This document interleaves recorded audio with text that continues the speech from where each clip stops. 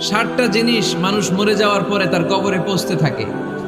ইন্না মিম্মা ইয়ালহাকুল মুমিন মিন হাসানাতিহি বা'দা মাউতিহি, মানুষ মরে যাওয়ার পরেও যে 60টা জিনিস তার কবরে পৌঁছায় তার মধ্যে একটা হচ্ছে মসজিদান বানাহু, সে যে মসজিদ বানিয়ে গিয়েছে ওই মসজিদের সওয়াব। সুবহানাল্লাহ পড়েন। আপনি টাকা দিয়ে মসজিদ বানিয়ে দিলেন, ওই মসজিদে মুসল্লিরা নামাজ পড়ে, রোজাদাররা এসে ওখানে ইফতার খায়, তাহাজ্জুদ আদায়কারীরা তাহাজ্জুদ পড়ে, তাদের সওয়াবের কমতি হবে না, কিন্তু তাদের সওয়াবের একটা পার্সেন্টেজ সওয়াব যে ব্যক্তি মসজিদ বানালো তার আমলনামায় আল্লাহ ঢুকিয়ে দেয়। সুবহানাল্লাহ বলতে পারলেন না? কিন্তু মসজিদের সাথে সম্পর্ক জুড়ে দেওয়া এটা ইমানদারের আলামত, আর মসজিদকে ঘৃণা করা এটা মুনাফিকের আলামত। যেন আমরা যেন আমাদের হৃদয়টাকে মসজিদের সাথে জুড়ে দেই, মসজিদের সাথে যেন সুসম্পর্ক থাকে। মসজিদ সবার, মসজিদ নিয়ে দলাদলি নাই। দলাদলি আছে অনেক জায়গায়, হানাফি মসজিদ, আহলে হাদিস মসজিদ, এরকম আমরা দেখি বা শুনি, এটা ঠিক না। হানাফি মসজিদ বলে কোনো কথা নাই, আহলে হাদিস মসজিদ বলে কোনো কথা নাই। মসজিদ সবার। ছোট্ট খাট্ট বিষয় নিয়ে মসজিদে মারামারি, একজন হাত তোলে আরেকজন তোলে না, কিলাকিলি আছে না নাই? একজন বলে জোরে আমিন, আরেকজন আস্তে আমিন, মারামারি আছে না নাই? এগুলো কি মারামারি করার কোনো বিষয়? কথা বলেন। সালাতে ফরজ আছে, ওয়াজিব আছে, সুন্নাহ আছে। খেয়াল করে বুঝবেন, ফরজ যদি নষ্ট হয় সালাত ভঙ্গ হয়, you have to repeat your সালাত। ওয়াজিব নষ্ট হলে সালাত ভঙ্গ হয় না, নতুন করে পড়া লাগে না, সেজদায় সাহু দিলেই সালাত আদায় হয়ে যায়। আর সুন্নাহ নষ্ট হলে নামাজ নষ্টও হয় না, নতুন করে পড়াও লাগে না, সৌ সেজদাও লাগে না, নামাজ আদায় হয়ে যায়। সুন্নাহ নষ্ট হলে, এই যে হাত তোলা না তোলা এটা সুন্নাহ, আমিন জোরে বলা না বলা এটা কি সুন্নাহ, যেটা কোনো কারণে কেউ না করলেও তার নামাজ কবুল করে নিবে কে? আর এই সব সুন্নত লই আঙ্গ দেশে গিলাগিলি। মৌলভীবাজারে মাশাআল্লাহ এগুলা নাই, এখানেও আছে। এগুলার অবসান ঘটুক, আমরা চাই কি চাই না? আর কত এই ছোটখাটো বিষয় নিয়ে আমরা এই বিভেদের প্রাচীর আর দেয়ালকে উঁচু করব আমাদের মাঝখানে? কবে আমরা ঐক্যের সিন্ডিকেট করব? কবে? আর কবে সাদা মনের মানুষ হব? কবে? আর কত? অনেক হয়েছে, আন্না, এবার থামেন। বিভেদের প্রাচীরকে ভেঙে চুড়িয়ে দেন। ঐক্যের এমন সিন্ডিকেট করতে হবে যাতে কোনো অপশক্তি এই ঐক্যকে ভাঙতে না পারে, বানচাল করতে না পারে। চিল্লায় বলেন ঠিক কিনা? এই জন্য মিউচুয়াল রেসপেক্টের দরকার, পারস্পরিক শ্রদ্ধাবোধ সব ক্ষেত্রে, রাজনীতিতে, সামাজিক অ্যাক্টিভিটিসে আমাদের আলেম ওলামাদের মধ্যে পারস্পরিক শ্রদ্ধাবোধের দরকার। মিউচুয়াল রেসপেক্ট, কেউ কাউরে রেসপেক্ট করে না, আমি যেটা বুঝছি এটাই সব, বাকি সব হারাম, এরকম বলে না অনেকে? এরকম যেন না করি। তাহলে মসজিদ সবার। মসজিদ, আল্লাহর হাবিব সাল্লাল্লাহু আলাইহি ওয়াসাল্লাম খ্রিস্টানদেরকে মসজিদে ঢুকতে দিয়েছেন, আর আমরা মুসলমান ভাইয়ের জন্য মসজিদে তালা ঝুলাই দেই, আছে না নাই? আল্লাহর হাবিব সাল্লাল্লাহু আলাইহি ওয়াসাল্লাম কোথাও গেলেই প্রথমে মসজিদ বানাতেন। কি বানাতেন? মসজিদ বানাতেন। মক্কা থেকে হিজরত করে মদিনায় আসলেন, কোবায় থাকলেন কয়েক সপ্তাহ। কোবা পল্লীতে তিনি মসজিদ বানালেন, মসজিদ কোবা। ওখানে প্রতি শনিবার কেউ যদি ওযু করে ওখানে যে 2 রাকাত নামাজ পড়ে, একটা কবুল ওমরার সওয়াব আল্লাহ তাআলা তার আমলনামায় দিয়ে দেয়। মসজিদে কোবা বানালেন। তারপরে মদিনায় এসে মসজিদে নববী বানালেন আল্লাহর হাবিব সাল্লাল্লাহু আলাইহি ওয়াসাল্লাম, মসজিদে নববী। এটা ছিল আল্লাহ রাসূল সাল্লাল্লাহু আলাইহি ওয়াসাল্লামের বৈশিষ্ট্য। কোথাও গেলেই তিনি মসজিদ বানাতেন, মসজিদে নববী। হায় রে, এখন তো কত সুন্দর মসজিদ আমরা দেখি, আমরা যে সালাত পড়ি। আল্লাহর হাবিব সাল্লাল্লাহু আলাইহি সাল্লামের সময় মসজিদে নববী কি এরকম ছিল? কথা বলেন। ফ্লোর ছিল বালুর ফ্লোর। কিসের ফ্লোর? আমাদের মসজিদের ফ্লোর কিসের? টাইলস। আর আল্লাহ রাসূল সাল্লাল্লাহু আলাইহি ওয়াসাল্লামের মসজিদে নববীর ফ্লোর কিসের? কথা বলে না তো আওয়াজ করে উত্তর দেন না কেন? কষ্ট হচ্ছে? দুপুরে খাইছেন না সবাই? বিভাগীয় প্রোগ্রাম করলেই চলবে আমার। এক এক বিভাগে যে 2 দিন 3 দিন খালাস, এত দরকার নেই, এত লম্বা চূড়ার বক্তব্যের দরকার নেই। আধা ঘন্টা চুপ করে শুনেন, কয়েকটা মেসেজ ড্রপ করি, take it with you to your home, then practice and apply in the society. নিয়ে যান, আমল করেন, সমাজে কাজে লাগান। সমাজটা আলোকিত করে দিবে কে? খুতাবুকুম তাবিলা সালাওয়াতুকুম কাসীরা। আল্লাহর হাবিব সাল্লাল্লাহু আলাইহি ওয়াসাল্লাম বললেন, কিয়ামতের একটা আলামত, কিয়ামতের আগে তোমাদের বক্তব্য হয়ে যাবে লম্বা, সালাত হয়ে যাবে খাটো। সালাতের পরে তাসবিহ পড়তে চায় না লোকজন, ব্যস্ত, মহাব্যস্ত, সুপার বিজি। কোত্থেকে আসলে এই ব্যস্ততা? আপনি রবের সাথে মুনাজাত, না যাই ইউনাজি মুনাজাত, আপনার রবের সাথে একাকী নীরবে কথা বলতে মনে চায় না আপনার? এত তাড়াহুড়ো কিসের? ধীরস্থির হন, একটু স্থির হন, একটু মনোদৈহিক প্রশান্তি অর্জনের চেষ্টা করেন। সব সময় ব্যস্ত, ধাক্কাধাক্কি, উচ্ছৃঙ্খলা, এগুলো আমাদেরকে শেষ করে দিয়েছে। এজন্য লম্বা চড়া বক্তব্য ঠিক না। বক্তব্য শুনতে আমাদের ভালো লাগে, আমল করতে ভালো লাগে না। বক্তব্যটা শেষেই সিগারেট ধরায়, আছে না নাই? মাহফিল শেষেই বিড়ি ধরায়, কয় চমৎকার ওয়াজ করছে হুজুরে। ওয়াজটা সেরকম হয়েছে, অনেক কণ্ঠ সুন্দর হুজুরের। এতদিন ইউটিউবে দেখছি, আজকে সরাসরি দেখাইছি, আছে না নাই? তো কি লাভ হয়েছে? লাভটা হয়েছে কি? এই যে মাহফিল শেষে বিড়িটা ধরাইলেন আর গেলেন, কোনো লাভ হয় নাই। এগুলো থেকে বেরিয়ে আসতে হবে। বছরের পর বছর আমাদেরকে শেখানো হয়েছে একভাবে, কেউ এই পরিবর্তনের আওয়াজ তোলে নাই। আওয়াজ আপনাকে তুলতে হবে।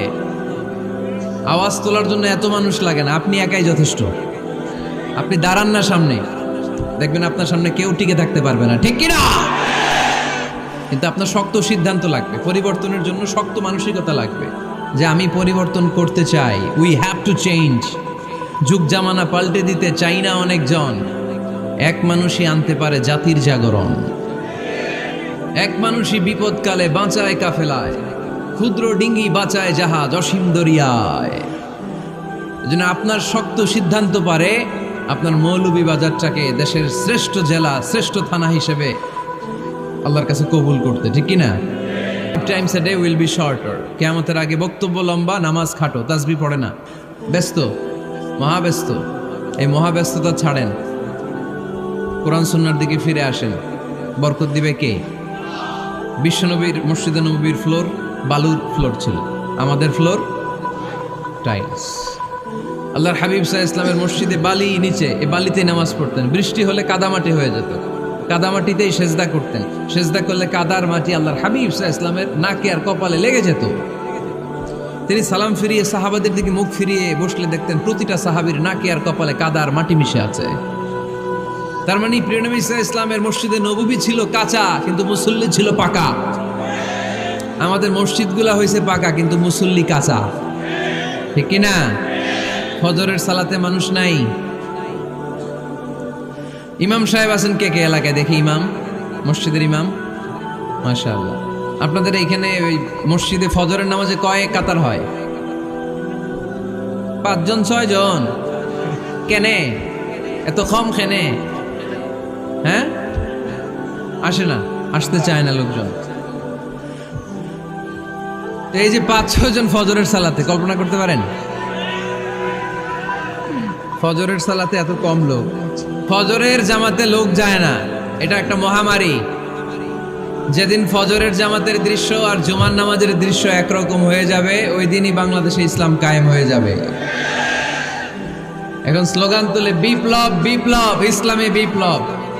আর ফজরের সময় আমি কম্বলের ভিতরে, আছে না নাই? কোনো বিপ্লব হবে না। ফজরের নামাজ জামাতে পড়ুন, সকালটারে বরকতময় করে দিবে কে? আল্লাহর হাবিব সাল্লাল্লাহু আলাইহি ওয়াসাল্লামের মসজিদ ছিল সবার জন্য উন্মুক্ত, এখানে সবাই আসতে পারত। এজন্য মসজিদ হবে সবার। আমরা মসজিদের আবাদকারী হতে চাই। এজন্য রাব্বুল আলামিন বলেন, ইন্নামা ইয়া'মুরু মাসাজিদাল্লাহি মান আমানা বিল্লাহি ওয়াল ইয়াউমিল আখির ওয়া আকামাস সালাতা ওয়া আতাজ যাকাতা ওয়া লাম ইয়াখশা ইল্লাল্লাহ ফাআসা উলাইকা আন ইয়াকুনু মিনাল মুহতাদিন। সুবহানাল্লাহ পড়েন। রব্বুল আলামিন বললেন, মসজিদের আবাদকারী হবে তারা যারা আল্লাহর প্রতি ঈমান আনে, আখিরাতের প্রতি ঈমান আনে, যারা সালাত কায়েম করে, যারা যাকাত আদায় করে, যারা দুনিয়ার কাউকে ভয় পায় না, ভয় পায় একজনকে। চিল্লায় বলেন তিনি কে? তাহলে যারা মসজিদের আবাদকারী এরা ভয় পায় একজনকে, চিল্লায় বলেন তিনি কে? মসজিদের আবাদকারীদের প্রথম গুণ, তারা আল্লাহয় বিশ্বাস করে, তারা আখিরাতে বিশ্বাস করে, তারা সালাত কায়েম করে, তারা যাকাত আদায় করে, তারা আল্লাহ ছাড়া পৃথিবীর কাউরে ভয় পায় না। আল্লাহ বলেন, ফাআসা উলাইকা আইয়াকুনু মিনাল মুহতাদিন। আশা করা যায় তারাই হলো হেদায়েতের রাস্তার উপরে আছে, ঠিক কি না? তারাই মসজিদের আবাদকারী, যারা মসজিদে যায়, সালাত আদায় করে। এখন মসজিদের আবাদকারী আপনি হতে চান, আপনি মসজিদে যান না, আপনি আবাদকারী হতে পারবেন? মসজিদের অনেক সভাপতি আছে, মসজিদে যায় না, আছে না নাই? মৌলভীবাজারে এই সমস্যা বোধহয় নাই। মসজিদের সেক্রেটারি মসজিদে যায় না, আছে না নাই? তাহলে হইলো, এটা হইলো, এটা মেনে নেওয়া যায়? এই জন্য সভাপতি সাহেবরা, আপনি কষ্ট করে মসজিদ বানিয়েছেন, মসজিদে যাবেন। সভাপতি সাহেব আপনি মসজিদে যাবেন, সেক্রেটারি সাহেব আপনি মসজিদে যাবেন, তাহলে আপনি সঠিক মসজিদের আবাদকারী হবেন, ঠিক কিনা? আমরা মসজিদের আবাদকারী হতে চাই, ইনশাআল্লাহ। পড়েন উমরানুল মাসাজিদ। মসজিদের আবাদ কি করে করতে হয়? মসজিদ আবাদ করার এক নাম্বার মাধ্যম হচ্ছে মসজিদ নির্মাণ করা। কি করা? নির্মাণ করা। খেয়াল করবেন, আল্লাহর হাবিব সাল্লাল্লাহু আলাইহি ওয়াসাল্লাম বলেছেন, মান বানা মসজিদান মিন মালিহি ফিদ দুনিয়া বানাল্লাহু লাহু বাইতান ফিল জান্নাহ। যে ব্যক্তি নিজের পকেটের টাকা খরচ করে দুনিয়াতে মসজিদ বানায়, আল্লাহ তাআলা তার জন্য জান্নাতে ঘর বানায়। 60টা জিনিস মানুষ মরে যাওয়ার পরে তার কবরে পৌঁছতে থাকে। ইন্না মিম্মা ইয়ালহাকুল মুমিন মিন হাসানাতিহি বা'দা মাউতিহি। মানুষ মরে যাওয়ার পরেও যে 60টা জিনিস তার কবরে পৌঁছায়, তার মধ্যে একটা হচ্ছে মসজিদান বানাহু। সে যে মসজিদ বানিয়ে গিয়েছে, ওই মসজিদের সওয়াব। সুবহানাল্লাহ পড়েন। আপনি টাকা দিয়ে মসজিদ বানিয়ে দিলেন, ওই মসজিদে মুসল্লিরা নামাজ পড়ে, রোজাদাররা এসে ওখানে ইফতার খায়, তাহাজ্জুদ আদায়কারীরা তাহাজ্জুদ পড়ে, তাদের সওয়াবের কমতি হবে না, কিন্তু তাদের সওয়াবের একটা পার্সেন্টেজ সওয়াব যে ব্যক্তি মসজিদ বানালো তার আমলনামে আল্লাহ ঢুকিয়ে দেয়। এজন্য বেশি বেশি মসজিদ বানাতে রাজি আছেন তো? তাহলে মসজিদ আবাদ করার প্রথম মাধ্যম হচ্ছে মসজিদ বানানো। 2 নাম্বার মাধ্যম হচ্ছে মসজিদে যেয়ে জামাতে সালাত আদায় করা। জামাতে সালাতুল জামাআ তাফদুলু সালাতাল ফাযযি বি27 দারাজা। ঘরে নামাজ পড়লে, একা একা পড়লে যেই সওয়াব, জামাতে পড়লে 27 গুণ বেশি সওয়াব। সুবহানাল্লাহ বলতে পারলেন না? মসজিদমুখী। তাহলে মসজিদ আবাদের 1 নাম্বার পদ্ধতি মসজিদ বানানো। 2 নাম্বার মসজিদে বেশি বেশি যে জামাতে সালাত আদায় করা। 3 নাম্বারে মসজিদের সাথে সম্পর্ক জুড়ে দেওয়া, হৃদয়টা যেন সবসময় মসজিদের সাথে লেগে থাকে। আল্লাহর হাবিব সাল্লাল্লাহু আলাইহি ওয়াসাল্লাম বললেন, সাবআতুন ইউযিল্লুহুমুল্লাহু ফি যিল্লিহি ইয়াওমা লা যিল্লা ইল্লা যিল্লু। 7 শ্রেণীর ব্যক্তিকে আল্লাহ তাআলা কিয়ামতের দিন আরশের নিচে ছায়া দিবে, যেদিন আল্লাহর আরশের ছায়া ছাড়া কোনো ছায়া পৃথিবীতে থাকবে না। সেই দিনটা কি এই দিনের মতো? কিয়ামতের দিনটা আজকের এই দিনের মতো হবে? 50,000 বছর হবে। এটা লেন্থ, এটা ডিউরেশন। কাআন সাফসাফা লা তারা ফিহা ইওয়াজা ওয়ালা আমতা। লেভেল প্লেইং ফিল্ড, তামার জমিন। একটু কল্পনা করেন তো ওই দিনটা কত ভয়ঙ্কর।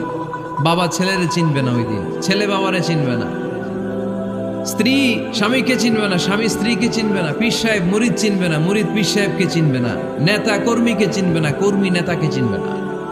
হায় হায়, ইয়া নাফসি বলে কাঁদবে। সূর্যটা মাথার কাছে চলে আসবে, সূর্যের তাপে মাথার মগজগুলো গলে গলে নাকের ছিদ্র আর কানের ছিদ্র দিয়ে টপ টপ করে বেয়ে বেয়ে পড়বে। তৃষ্ণায় মানুষগুলো পাগল পাড়া, জিহ্বাটা বের হয়ে নাভি পর্যন্ত ঝুলতে থাকবে। সেদিন সবাই পাগলের মতো ছুটতে থাকবে, কোনো ছায়া নাই আল্লাহর আরশের ছায়া ছাড়া। আল্লাহর হাবিব বললেন, 7 শ্রেণীর ব্যক্তিকে আল্লাহ তাআলা আরশের নিচে ছায়া দিবেন। এর মধ্যে 1 শ্রেণীর ব্যক্তি রাজুলুন কলবুহু মুআল্লাকুন বিল মাসাজিদ। ওই ব্যক্তি যার হৃদয়টা সবসময় আল্লাহর মসজিদের সাথে লেগে থাকে। মসজিদের সাথে যার হৃদয় লেগে থাকে তাকে আরশের নিচে ছায়া দিবে কে? এজন্য মসজিদের সাথে যেন আমাদের হৃদয়গুলো লেগে থাকে। অনেকেই দেখবেন এত ভালো নামাজে, জোহর পরে টেনশন করে আসরটা কই পড়বো, আসর করে চিন্তা করে মাগরিবের সময় আমি কোথায় থাকবো, মাগরিবের সময় টেনশন, ইস এশাটা হয়ে গেলেই তো শেষ। এরকম লোক আছে না নাই? এদেরকে সেই কঠিন ভয়াবহ দিনে আরশের নিচে ছায়া দিবে কে? তারপরে মসজিদ আমাদের 4 নাম্বার পদ্ধতি মসজিদকে পরিচ্ছন্ন রাখা, মসজিদকে ঝাড়ু দেয়া। মসজিদকে যারা পরিষ্কার করে তাদের হৃদয়ের যন্ত্রণা দূর করে দেয় কে? সাইয়েদনা ইব্রাহিম আলাইহিস সালাম এবং ইসমাঈল আলাইহিস সালামকে আল্লাহ তাআলা আদেশ করেছেন, তাহহিরা বাইতিয়া লিত-তাইফিনা ওয়াল আকিফিনা ওয়ার রুকআই সুজুদ। হে ইব্রাহিম, ইসমাঈল, বাপ বেটা 2 জন মিলে মসজিদ ঝাড়ু দাও। কি ঝাড়ু দাও? মসজিদেরি ঝাড়ু বড়দার ও কামারে হাত শোনো।